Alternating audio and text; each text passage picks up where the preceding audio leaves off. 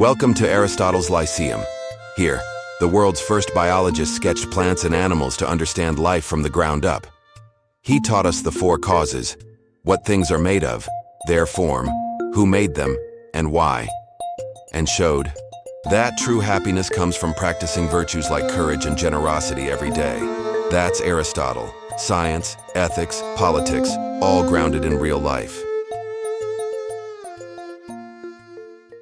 Welcome to Bookscape Epic Reads, where we dive deep into the world of popular books, exploring timeless classics and modern bestsellers alike. Join us for in-depth reviews, insightful discussions, reflections. Let roll.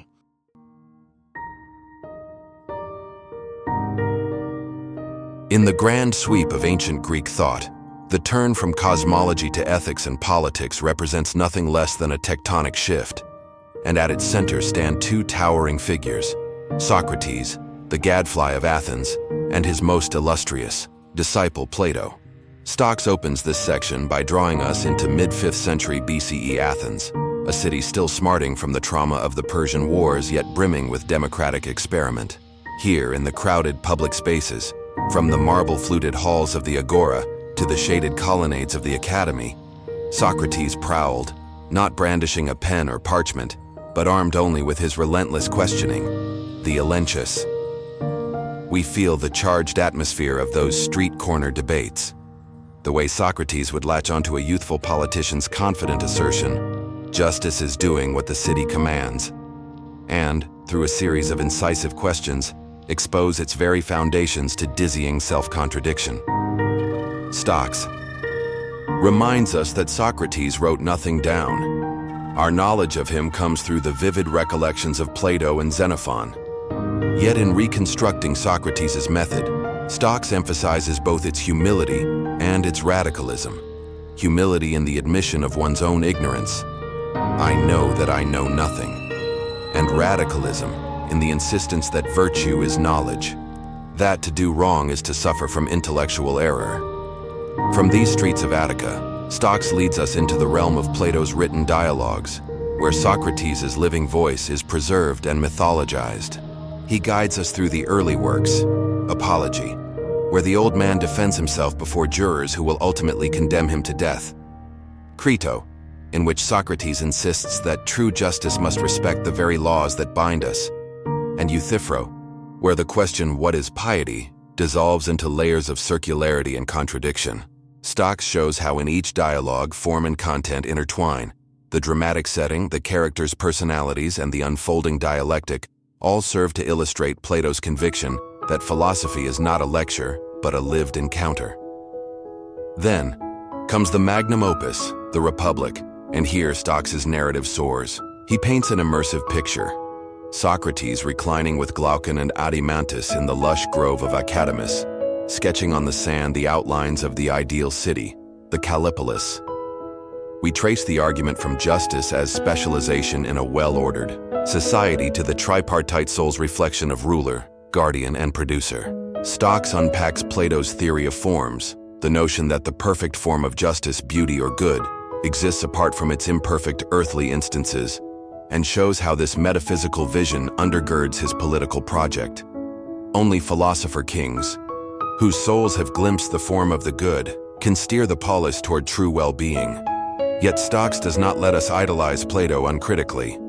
He probes the tensions within the Republic, the apparent authoritarian overtones of the guardian class, the censorship of poets, the rigid social roles, and he situates these within the broader currents of Athenian politics and Plato's own disappointment at Alexander's court. Finally, Stocks surveys the later dialogues, Phaedo, with its moving account of Socrates' final hours and its argument for the soul's immortality. Symposium, a tapestry of speeches on Eros culminating in the ladder of love ascending from physical attraction to the contemplation of beauty itself. And Timaeus, where Plato turns once more to cosmology, positing a demiurge who imposes mathematical harmony on the chaotic pre-cosmic substance. Through it all, Stocks insists that Socrates and Plato are not a mere parenthesis between the pre-Socratics and the Hellenistic schools, but the very heart of Western philosophical identity.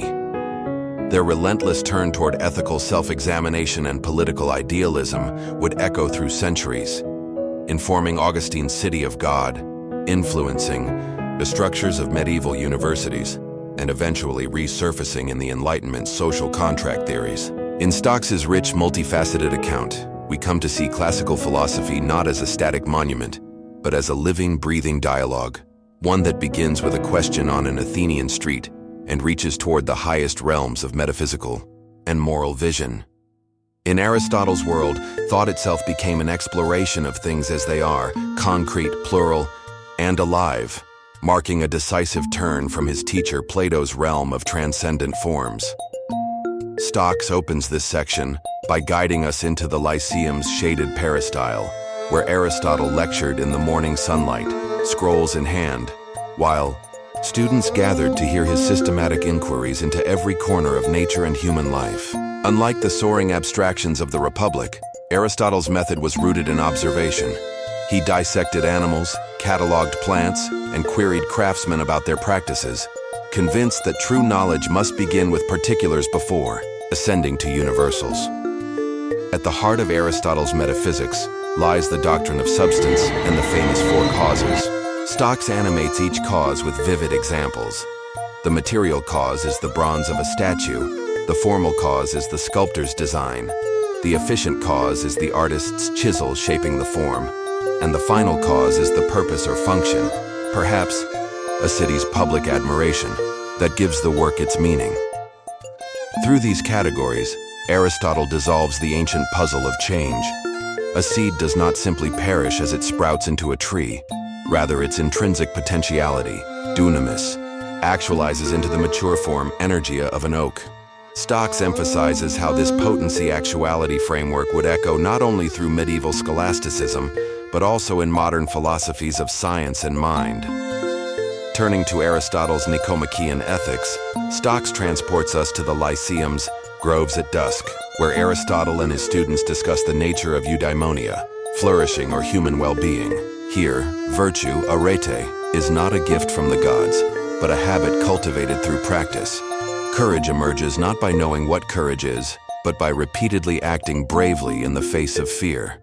Stocks draws out Aristotle's doctrine of the golden mean, showing how moral life is a dynamic balancing act, temperance between unbridled indulgence and insensibility, generosity between prodigality and stinginess, always nuanced by circumstance and individual character. Finally, Stocks surveys Aristotle's Politics and his scientific treatises, revealing a thinker who saw the polis as a natural community aimed at the good life, and then turned to study everything from celestial motion to the mechanics of the eye. In Politics, Aristotle inherits Plato's vision of political purpose but rejects rigid ideals.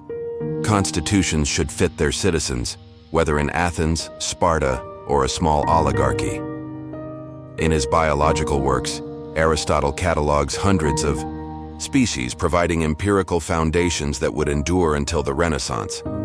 Through Stocks's expansive narrative, we see Aristotle not as a monolithic system maker, but as a polymath whose commitment to empirical detail, logical precision, and teleological explanation forged the bedrock of Western science, ethics, and political thought.